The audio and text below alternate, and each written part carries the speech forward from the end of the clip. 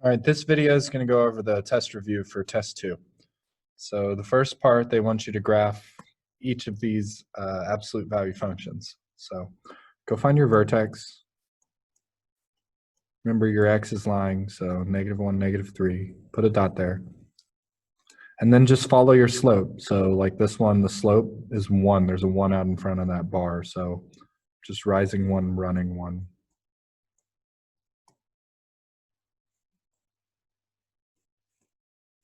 It would look something like that. The domain is all reals. Then the range is, the lowest it goes is -3. The highest it goes is infinity. Okay, the next one, get your vertex. It's at 0, 3. Put a dot there. Then your slope is telling you fall 4, run 1. So fall 4, run 1 either direction, and just go and connect the dots. So your domain is all reals. And your range is from -infinity to the highest point up here at 3. The next one, get your vertex. 1, -3. And then this negative right here is basically like it's saying -1/1. So that's your slope. Fall 1, run 1, either direction. Like this. Okay, your domain is all reals. And your range, the lowest it goes is -infinity. The highest it goes would be this value here, which has a y value of -3. Next one, get your vertex. Put a dot there. Now your slope is 3. That's like it's saying 3/1. So you're going to rise, 3/1. So you're going to rise 3, run 1. Rise 3, run 1 either direction. Again. Now connect the dots.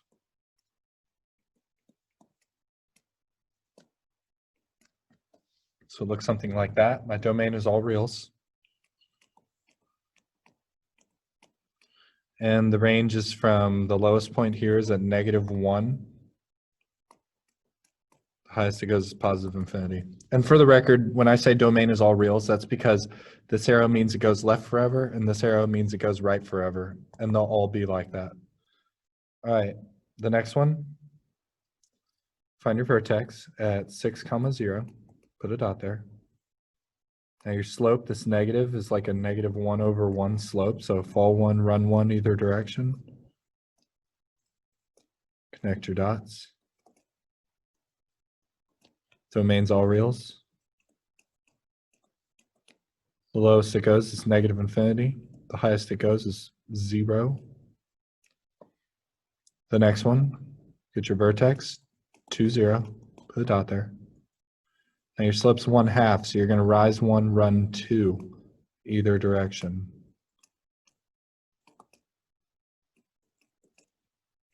Like that. Domain's all reals. The range, the lowest you go is 0. The highest you go is +infinity.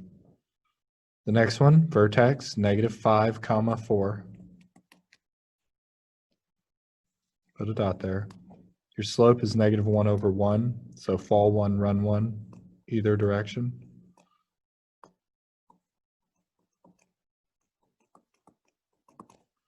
Domain is all reals. The lowest this goes is -infinity. The highest it goes is 4. This value of 4. The next one, get your vertex of 0, -6. Your slope is just 1, so just rise 1, run 1. When there's no stretch or compression or anything, it's a slope of 1 by default. Okay, given the point 2, 2, where would the point be after this following transformation? Well, if you think about like your table, if you had 2, 2, the first part, this -4, would really be a +4 on your x, because it's lying to you. And then this +2 is a actual +2 on your y because it's telling you the truth. So when it's all said and done, my point would be at 6, 4. Like that. If this function is shifted to the right 3 units, what's the new equation? Well, the negative didn't change. A shift to the right would look like x minus 3. And then you have your +2 at the end, which didn't change as well. So this is what it would look like. Okay, page 2. Write a possible equation for a function that's been vertically stretched by a factor of 6, shifted left 3 and down 4. Okay, they want an absolute value equation that's been stretched by a factor of 6 vertically, shifted left 3 and down 4. The only one that's lying is this left 3. It'd be +3 in your equation. Reflected over the x-axis would be a negative out in front of the bars. Vertically compressed by a factor of 1/8. Well, when it's vertical, it tells the truth, so it's a 1/8 out in front. Shifted right 10 would look like x minus 10 on the inside. So that would be my answer. And then reflected over the y-axis is when there's a negative inside those bars, and then shifted up 2 would be a vertical shift up 2 at the end. Explain in words. So this is just naming the transformations. This 1/3 is a vertical compress.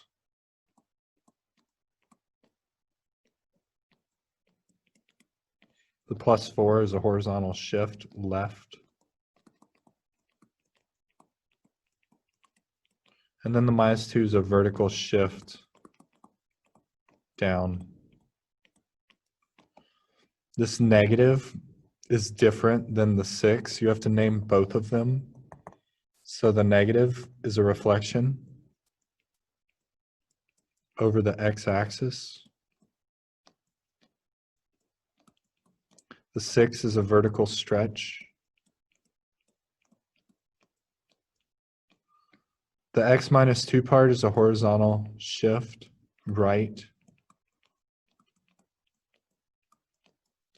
Then the +5 is a vertical shift up.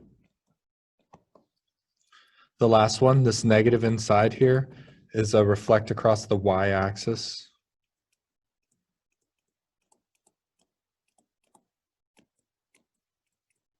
And then the -6 is a vertical shift down 6. Okay, now we're solving graphically.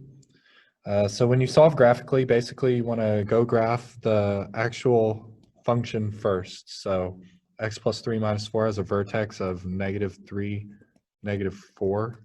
Put a dot there.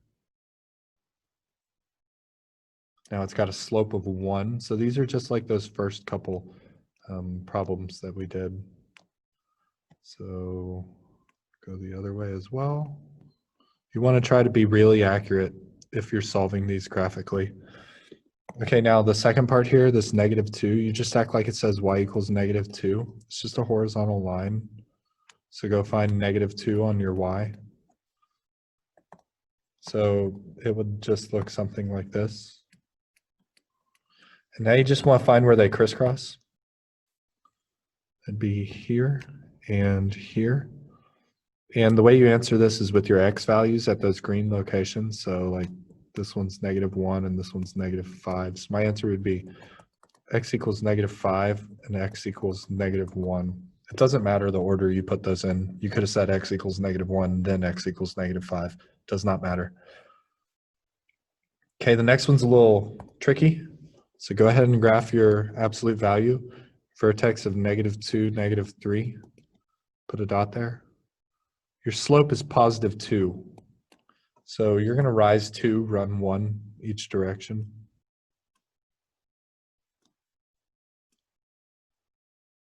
So, and again, if you're actually solving these graphically, you need to try to be as accurate as possible. So this one's going to look something like this.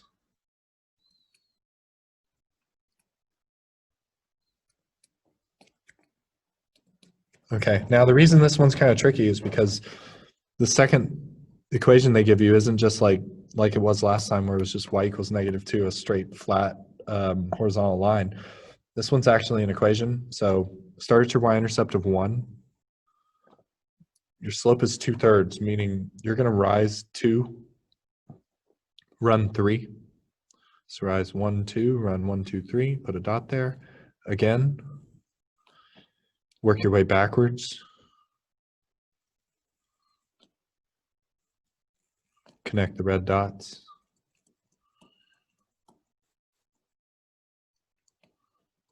So there's my second equation. Now, same thing as before, just go find where they crisscross. It's here and here.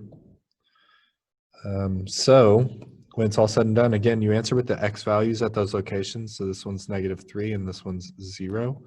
So my answer would be x equals -3 and x equals 0, like that. Okay, now solving these algebraically. These aren't too bad. Basically what you want to do is you want to try to get these bars by themselves and equal to something. So like this one already is. When it's like that, all you do is you write it twice. 3w minus 6 equals 21. 3w minus 6 equals, but when you write it the second time, times this number by -1. So equals -21, like that. Now you just got to solve each equation. So add 6. 3w equals 27. Divide by 3. W is 9. Then the second one, add 6. So 3w equals -15. Divide by 3. W is -5. And with these, you're definitely going to want to check your answer. So when I say check your answer, all you do is you take each one and plug it back in. So like 3 times 9 is 27, minus 6 is 21. Absolute value of that is 21. So it checks out. So please check your answer after each one of these. Okay, now if you ever get bars by themselves equals a negative number, it's an automatic no solution.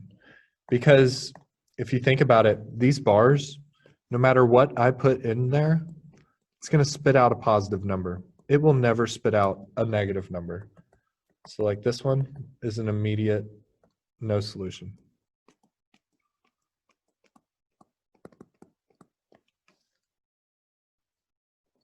All right, this next one has a bunch of other stuff going on outside of these bars that you have to take care of first. So first thing you'd do is you'd add 15 to get rid of that.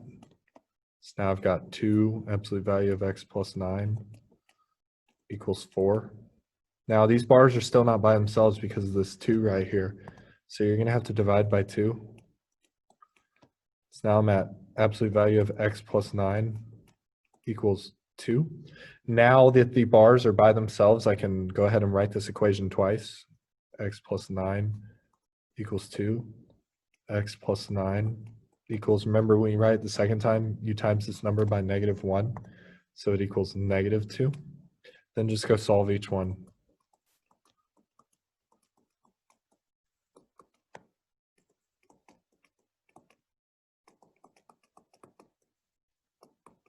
Like that.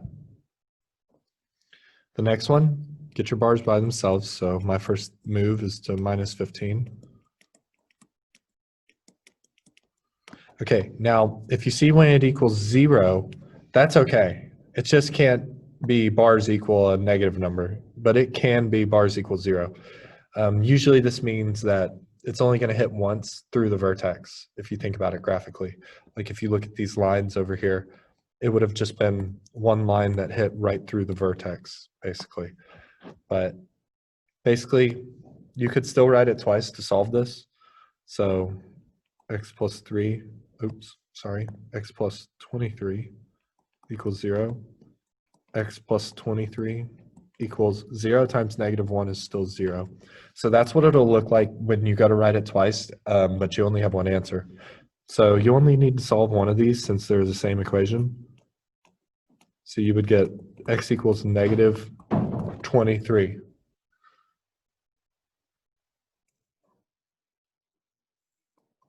All right, the next one, you would get the bars by themselves. So that plus 10 has to go. So you would minus 10. So now you would be here.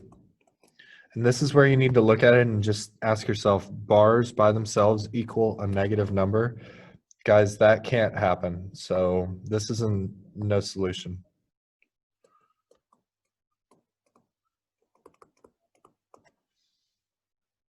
Okay, this next one, you have to divide by 3 first.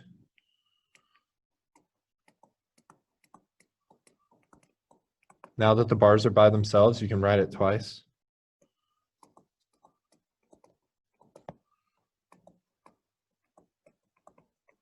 Second time times -1. Now just go solve each one.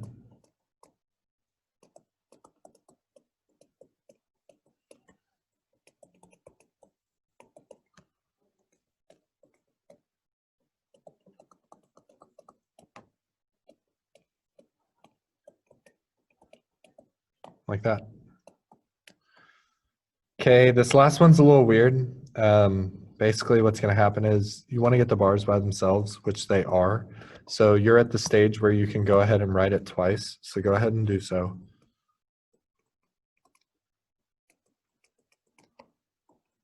Now, when you write it this second time here, it's really like you take this 2x minus 1 and you're timesing the whole thing by -1. So you're going to have to distribute. So it's going to become -2x plus 1. And this one's a little different because you'll go to solve these, but it's not like the others where you can just move the number and divide.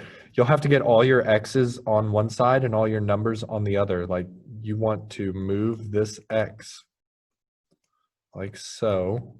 So now it's just 4 left over there. 2x minus x is 1x.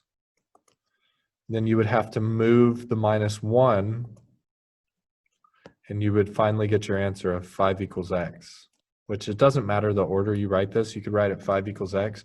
You could write it x equals 5. It's the same thing.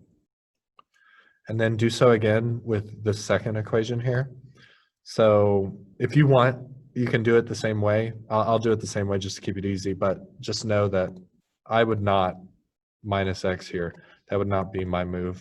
I would swing the -2x to keep my x's positive, but it doesn't matter. So we can do it the way that you probably did it, which is -x. So now you have 4 equals -3x plus 1. Now -1. So you got 3 equals -3x. Then you can divide by -3 at the end. So you got x equals -1. And again, you really, really, really should be checking these numbers. So like if you checked 5, for example, you would plug it into both of the x locations. So it'd be like absolute value of 9 equals 2 times 5 minus 1, which is, this will work out. But just a piece of advice, you should really check absolute value solving. Okay, this last page is when we get to the absolute value inequalities. These are a little trickier. Basically, you still want to get the bars by themselves. So right here, I would be adding 8. So it's like absolute value of 2x minus 3 equals 13. Sorry, it doesn't equal. That's just kind of what I see in my head as I do these. You want to match this symbol. So this is greater than or equal to 13. Okay, now that the bars are by themselves, you can write it twice, just like before when we were solving these algebraically. So it's like 2x minus 3 is greater than or equal to 13. So write it the exact same way first. Then you write it 2x minus 3. Now is when you have to flip this sign, because you're taking this 13 and you're timesing it by -1. That changes the sign on your inequality. So it becomes less than or equal to -13, like that. Now you would solve each of these.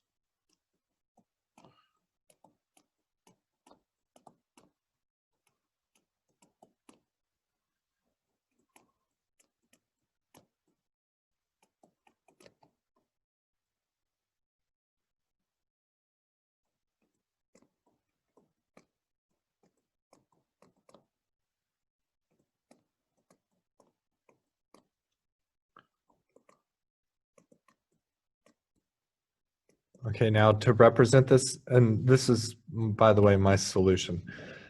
To represent this on a number line, basically just plot your 2 points. So like call this 5, call this 8.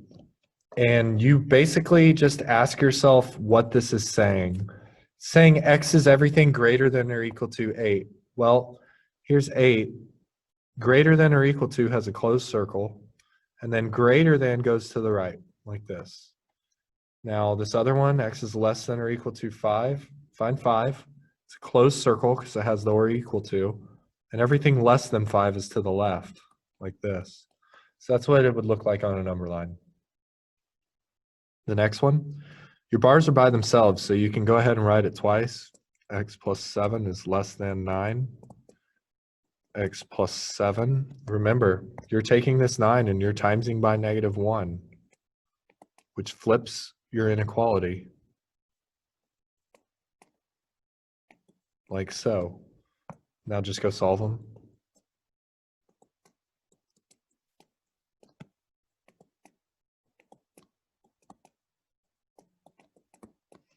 All right, put your 2 points on the number line. So call this -16, call this 2. By the way, these are my solutions. And basically it's gonna go everything less than 2. Well, that's an open circle going to the left. And then everything greater than -16, so that's an open circle going to the right.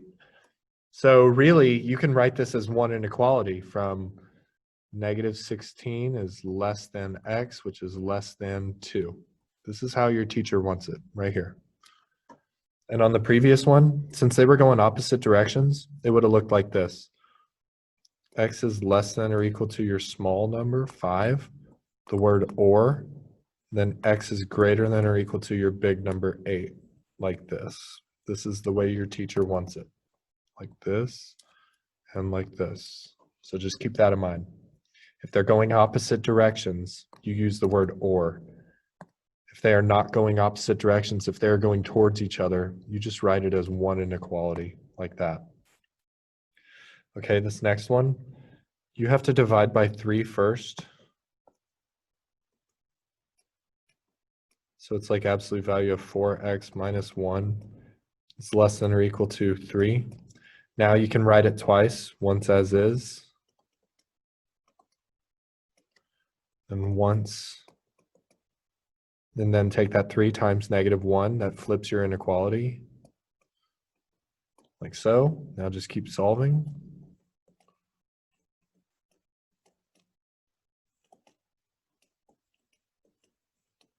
I got x is less than or equal to 1 as one of my answers. The next one, just go solve it, add 1.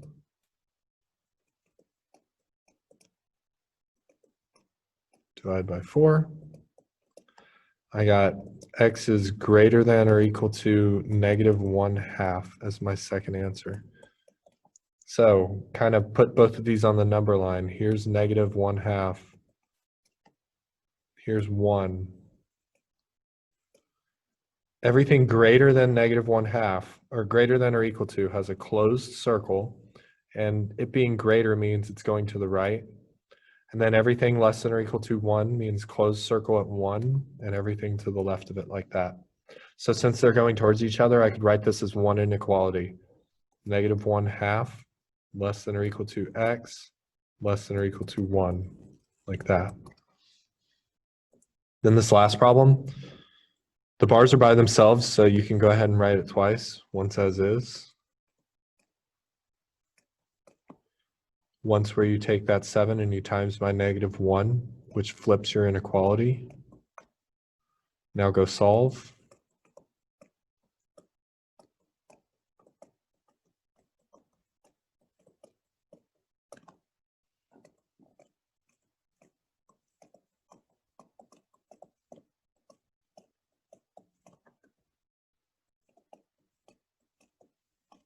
All right, so I got x is less than 5 and x is greater than 2. So put -5 here, put 2 here.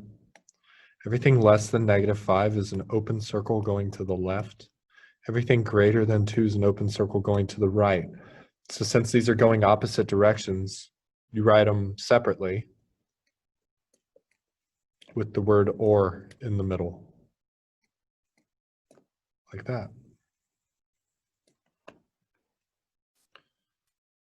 So I hope this video helped you to understand absolute value better. So down here, we were solving algebraically and solving inequalities algebraically and with a number line. And then up here is all the transformations and graphing of those absolute values.